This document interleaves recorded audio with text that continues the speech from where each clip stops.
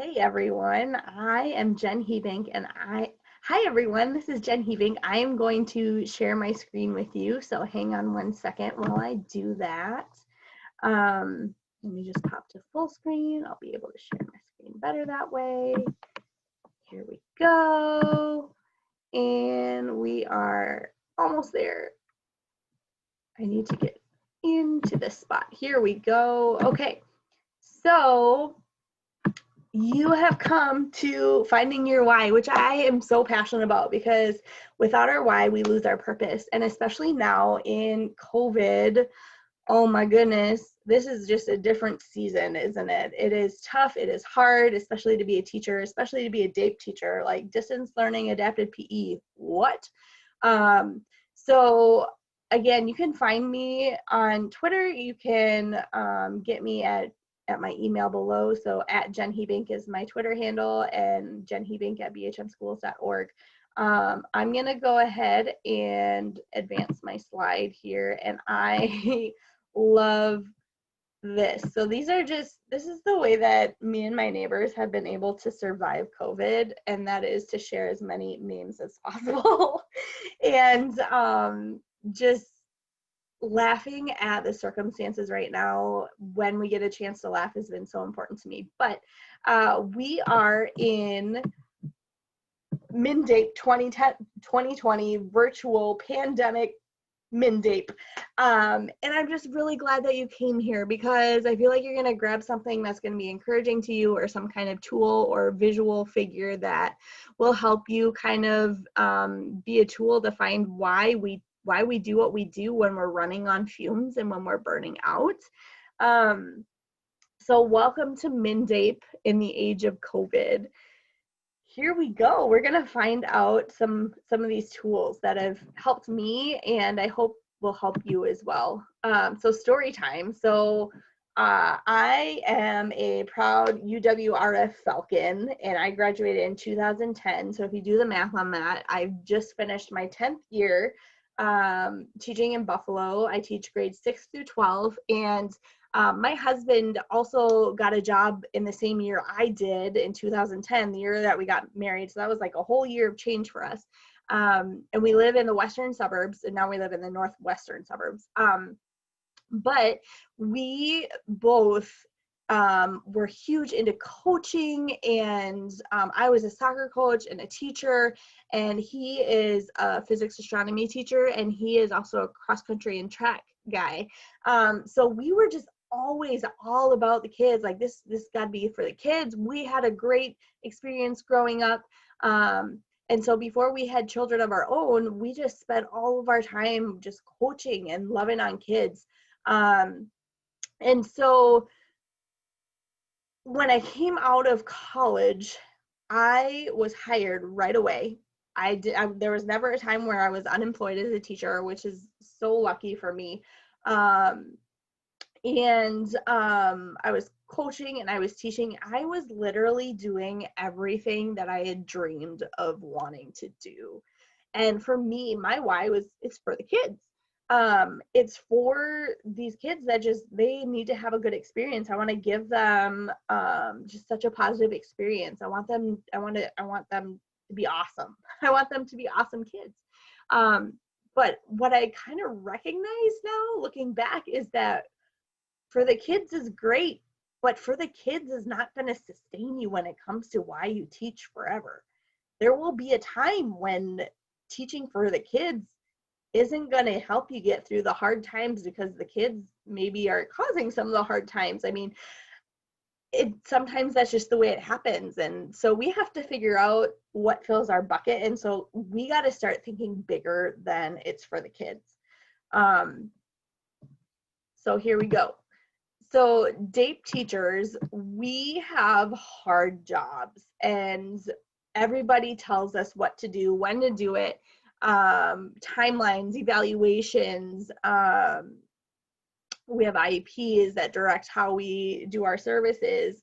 And I think a lot of times as DAPE teachers, because we do so much paperwork and so much teaching, we're running on fumes a lot. And a lot of us who have been around for a while, by the way, if you're a veteran teacher, put in the comments that you're a veteran teacher. And if you're a rookie teacher, let's see how many rookies versus veterans we have and put it in the comments, okay? So we kind of run on fumes sometimes, and sometimes we don't recognize it until it's too late. So my question for you is, how are you filling your bucket? When your bucket is full, it's full of the good stuff, all the good stuff stays in the bucket. When you have a hole in your bucket, you put water in from the things that you're doing to try and fill your well, and it just drains right out. What are you doing to kind of plug those holes and hold in the good stuff? Because when we put all of our passion into other people, we lose the good stuff sometimes. So I want us to be thinking about that. I love this figure here.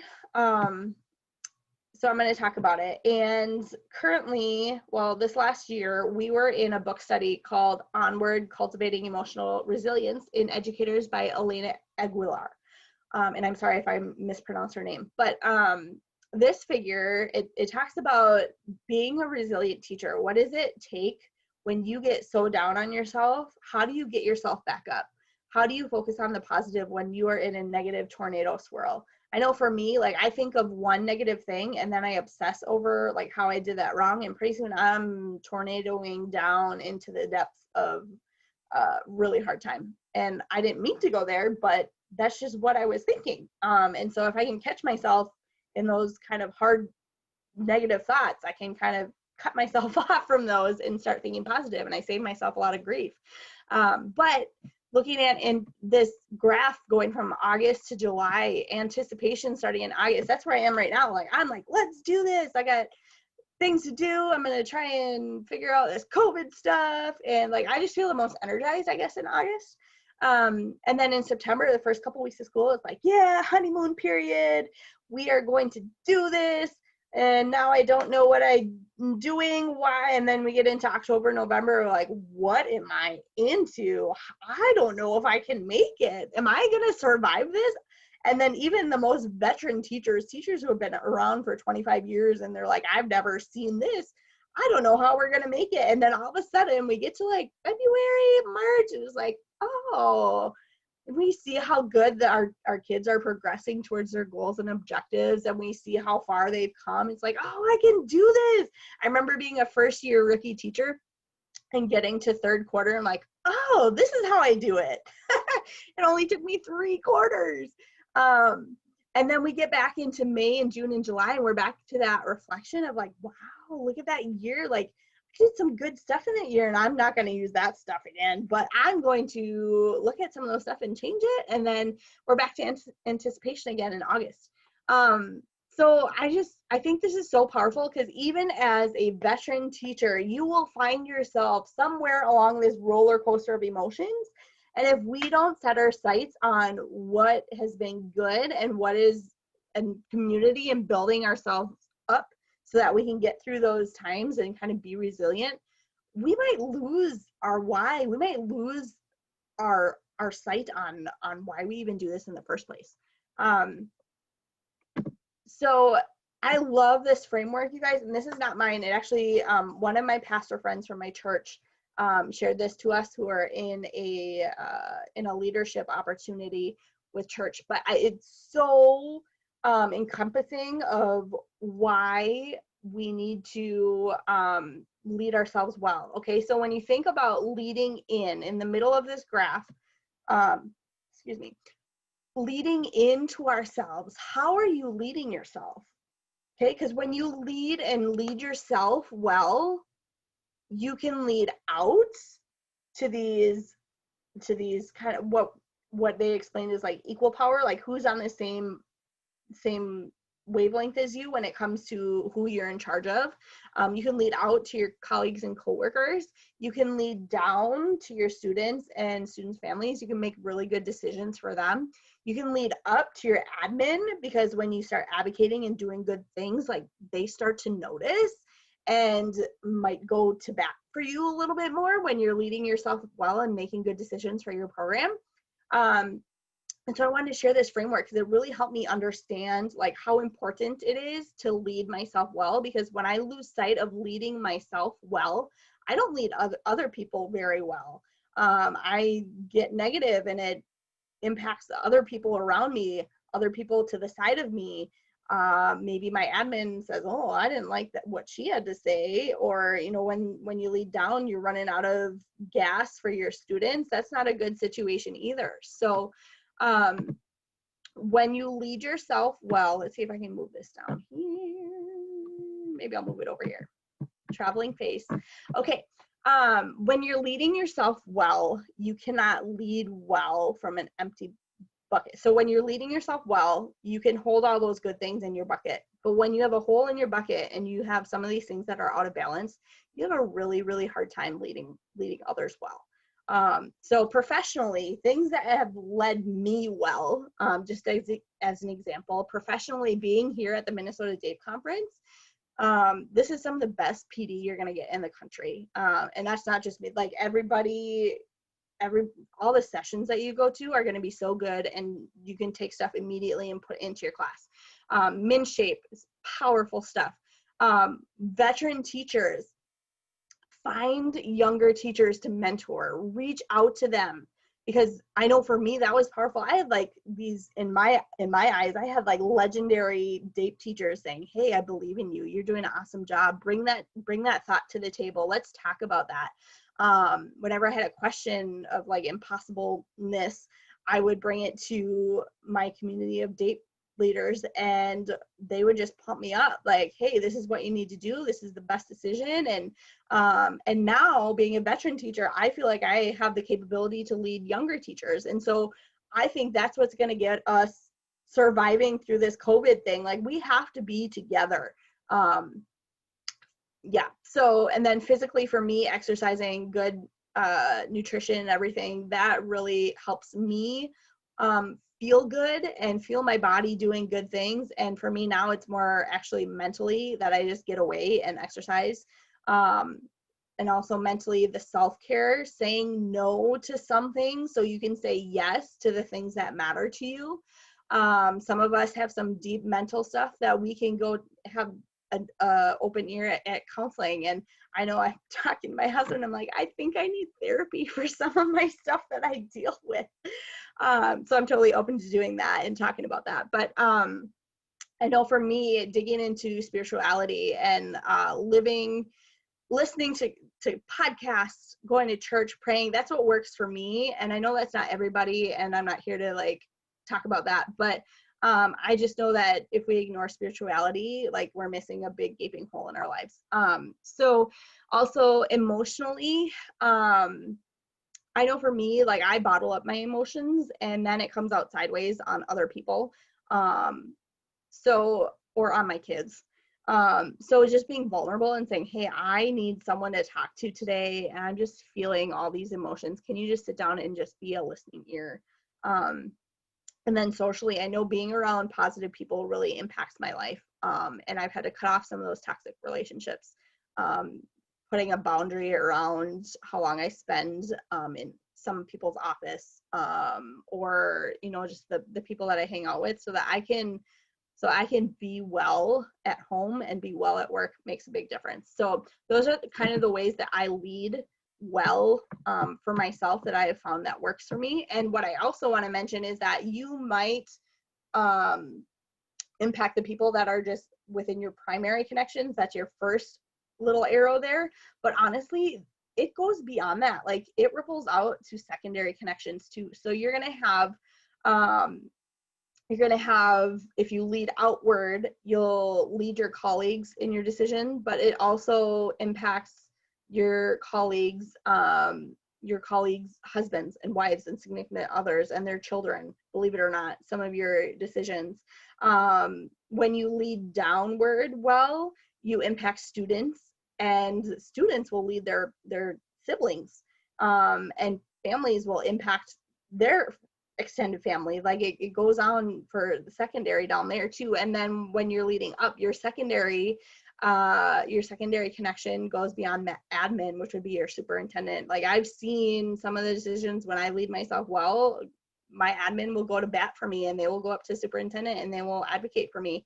And so that impacts all, you know, just think of all these ways that your self-leadership could impact others. So your decision to lead yourself well will have impact rippling to primary and secondary connections. That's where I wanted to go though. So when it comes to 5 core values, this is an awesome exercise. So when you, so here's a little thing. I'm going to have this in the handouts for you, but there's a link to an exercise, and it's adapted from Taproot. But you go through and you circle the things that are most important to you on here. So I know for me, it's like faith and kindness and family and some of those things.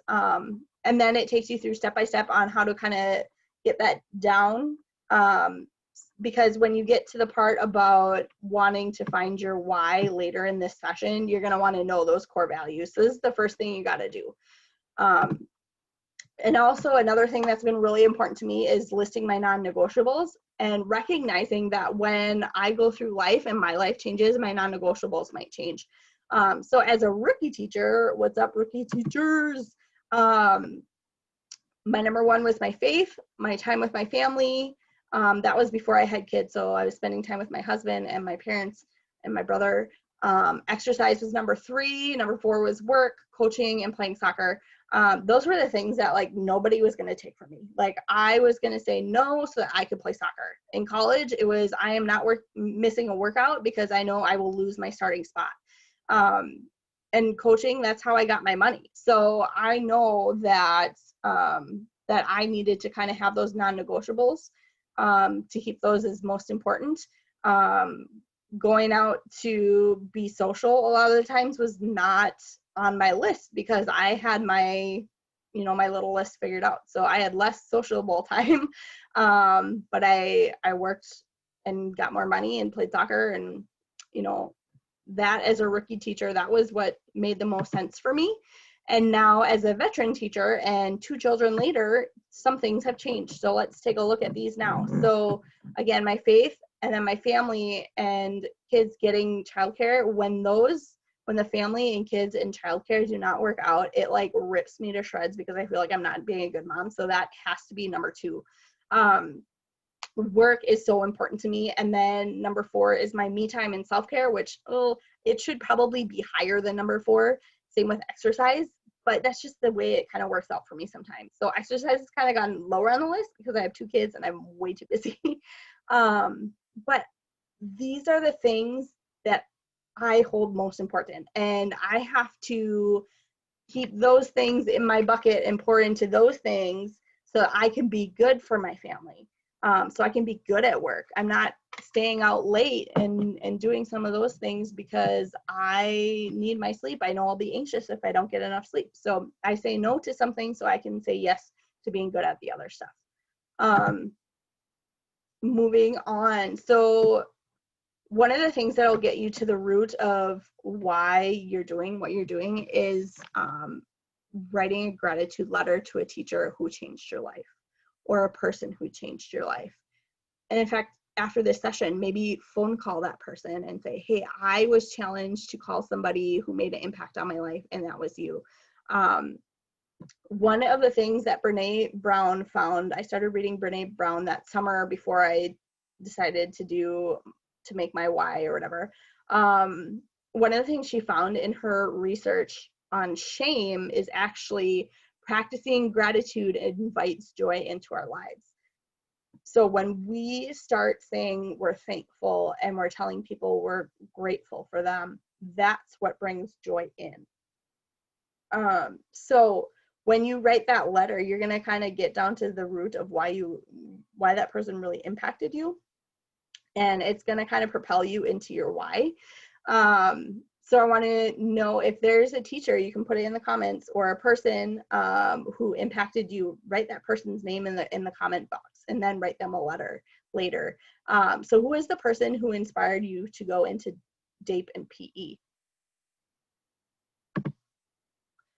All right, so this is kind of bringing it all together. So when we lose sight of our purpose, forget our non-negotiables, and mental load is too high, we don't have support and feel unheard and unseen, this is when we burn out.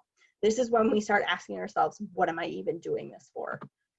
So back to my story, I've had 2 kids. My second kid, I'm on the bench holding as a newborn saying, I don't think I can do this. I'm at conference night trying to be a good mom, giving my kid her milk, pumping. And it was really, really hard. I remember just crying in the locker room and thinking, I can't do this. I'm too tired. I don't have support. I'm not talking about my issues. And it got to the point where I was so anxious that it's like, I can't live like this. Like, I got to figure this out. So I read some Brene Brown, and started thinking about, why do I teach? Why am I doing this? And, so one of the things that we did was this exercise, at a workshop. And I love this quote. This is, if you want to read some more about, highly effective people, this is what Stephen Covey, 7 Habits of Highly Effective People. He's the writer of that book. He says, writing or reviewing a mission statement changes you because it forces you to think through your priorities deeply, carefully, and align your behaviors with your beliefs. And for me, I've seen that because it really, when you have your why in a personal mission statement, it kind of laser visions you and kind of tunnel visions into your like your purpose, like why you want to do what you want to do. And other things that come into vision, you have a better way of saying, no, that doesn't fall within what I do, so I'm not going to focus on that. So it just really helps. It helps me kind of get into my why of what I do. And I recognize this is 3 parts, and it's like repeating the third, so I apologize for that. So it's 2 parts. What do I want to do, and who do I want to help? That's the personal mission statement part. And some of the questions that I want you to start thinking about is like, why are you here today? Like, what brought you to being at the Minnesota DAPE conference? Why are you in education to begin with? What are your core values? And that was from that sheet that we just talked about. I'll put a link in the handouts. So these values have helped formed who you are and what you believe in. So take a quick note of what you wrote down for those, what you circled, and then you can go through this exercise. There's 15 questions. You write your answers as quickly as possible with action words. And then your who and your end goal is going to be how you answer all these put together. So you're going to kind of streamline, and at the end put kind of a sentence together to kind of summarize everything. So here's what you'll need, and I love this, is smile as you write. It says, be honest, no one's going to read it except for you, okay? And then, so here are some of the questions. What makes you smile? Some of the things that help you lose track of time when you're so happy that you just lose track of time. And one of my favorite questions here, you're a 90-year-old person sitting in a rocking chair out on your porch. You can feel the spring breeze gently brushing against your face. You are blissful and happy and are pleased with the wonderful life you've been blessed with. Looking back at your life and all those things you've achieved and acquired, all the relationships you developed, what matters most to you? So at the end of your life, what are you going to be so happy that you did and had no regrets about? So it'll continue with some of those questions. And this is kind of a shortened version of my why statement, but it's, if you want your students to connect, belong, and be brave, then I need to be brave first. Being brave has gotten me out of like some of the most tough times. I think, in reading Brene Brown and everything, we are made to be brave. Did you know that you are made to be brave? No one ever taught me I was supposed to be brave. Like, if I would have been told that from an early age, I think I would have done a lot more early on and not had so much anxiety. But so I just wanted to talk about that for a minute. And I want to think about, what will your before your why be, and what will your after your why be? There is a definite like before and after for me. I talked about how hard it was before I had that kind of defining purpose directing me towards my why, and thinking about how my students benefited and how those primary and secondary connections leading out and up and down. So important to just examine that. So before my why, I was anxious in each of my buildings. And I realized that the only reason I was getting angry and being anxious over what was happening in each building, over tiny specific things, was because I was letting myself feel that way. And then after I figured out my why, and obviously my kids started sleeping through the night, which really, really helped me. But after my why, I had so much more energy to put forth in the things that I cared about. So just to give you a few examples, life after why, my unified PE class, that was the year I put in the proposal for that class, and I started the class a year later, and gosh, so much joy just being in that class and teaching that class and seeing my kids succeed in that class, making world changers out of my kids. And then just having so much energy to help other teachers start their unified class. I had more energy for the hard times. Like, we had some really hard meetings and really hard paperwork that has come up in the last, 2 years. And it's been a way easier thing knowing that I am within what I'm wired to do. And then when it comes to like my normal one-on-ones and small groups and working with teachers and everything, some of those normal times, it like really strengthened what I was doing within my normal time. It made everything just feel happy, I guess. And then I know, like, I don't want to toot my own horn, but there are some steps that have happened in the last 2 years or even the last 6 months that that really were impacted because I figured out who I was and how I'm wired. Probably 2 of the most special was being chosen as part of the Special Olympics Capitol Hill Day 2020 as the unified teacher from Minnesota who got to bring 2 of her students to Capitol Hill Day. And we got to, I got to take a student who we call a partner and a student athlete, so a student with and without disabilities. And we got to walk through and meet with senators and House of Representatives in Washington, D.C. We got to go through the Capitol and just advocate so hard for what we believe in for unified PE.